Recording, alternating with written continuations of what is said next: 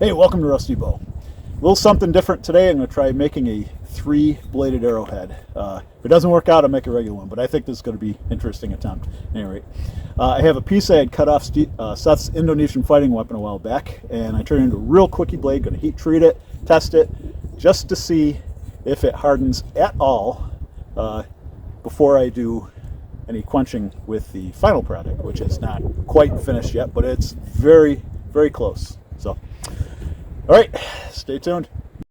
First, I want to get the easy thing done. This really crappy test blade made out of made out of the billet that I made Seth's Indonesian fighting weapon out of.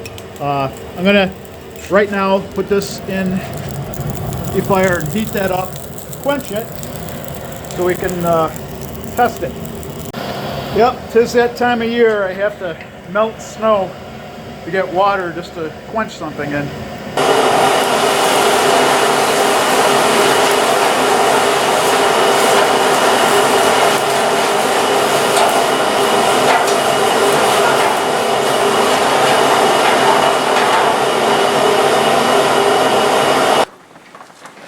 Okay, so what I've done, I have a nail here, and I have Seth's piece of steel that I cut off a while back from the Indonesian fighting weapon I've been working on.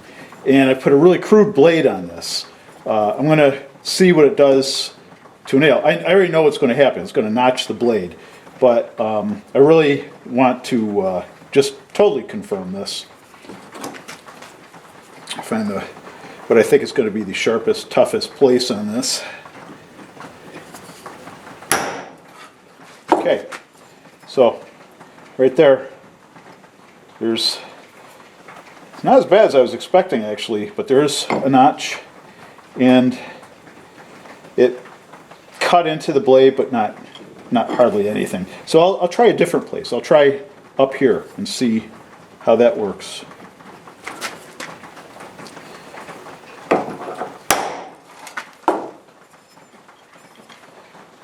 Okay, a little bit of a notch.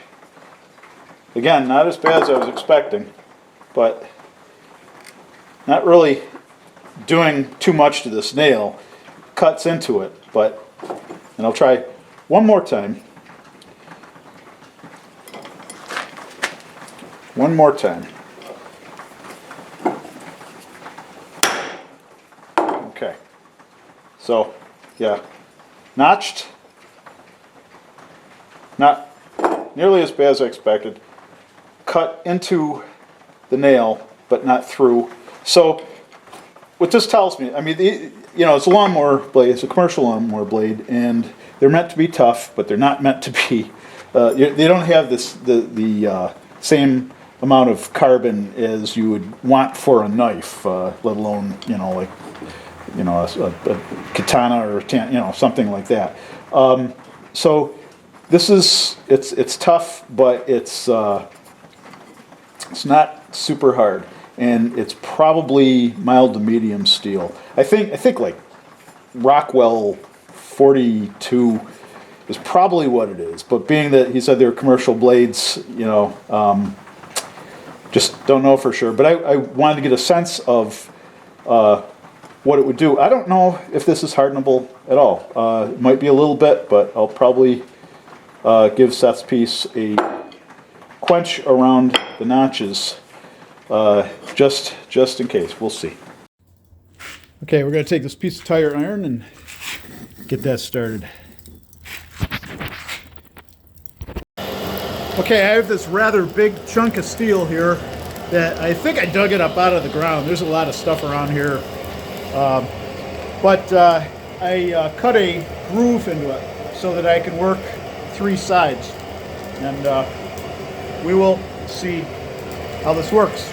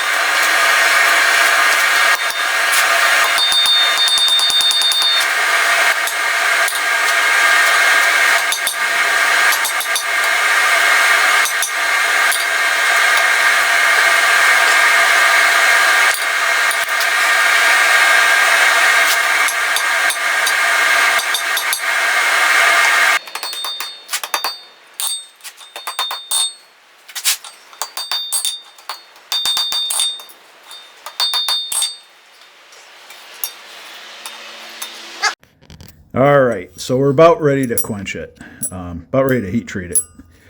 I've never done a three-sided anything. This is far from perfect. Make matters worse, I tried to make a socket, but I didn't leave enough for the overlap when I spread it out. So that didn't work out so well, so I just went with the arrow slat. This is what I like to do best anyhow. I don't know how that's going to hold up when I test this, because I think I'm going to test this against a steel helmet that I have.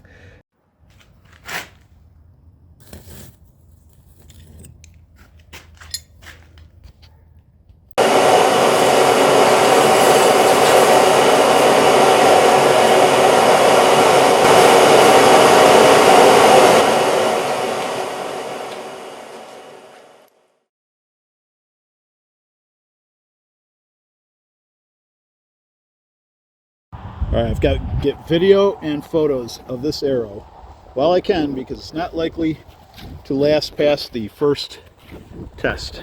Three-sided, hopefully armor-piercing arrow. Well, before I test this on anything, it's almost for sure going to break it.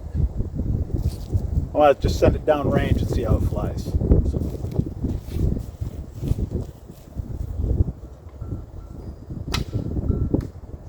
Flies great. Let's go look at that. Yeah, I almost hate to test this thing the way I think I'm going to, because it does fly nice. All right, this demands yet another test. Downrange.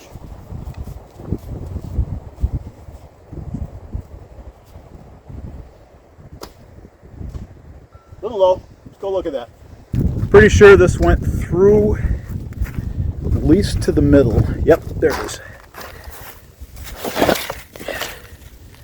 Okay, more camouflage, but the didn't hit anything crucial. So, all right, one more flight test, and then we'll do the thing I don't want to do, but that must be done.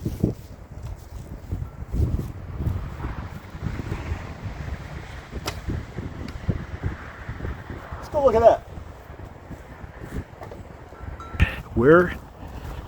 Ah, there it is. Got the target.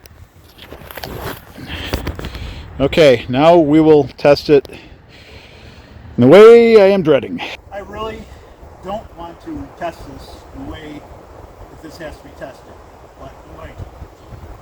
Yeah.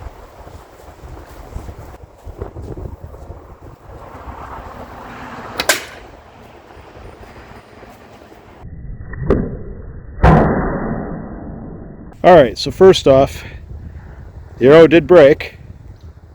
Not horribly, but it did break. It did not puncture the visor. Well, it dented it pretty good. Looks like it might have broken through, but it did not puncture it.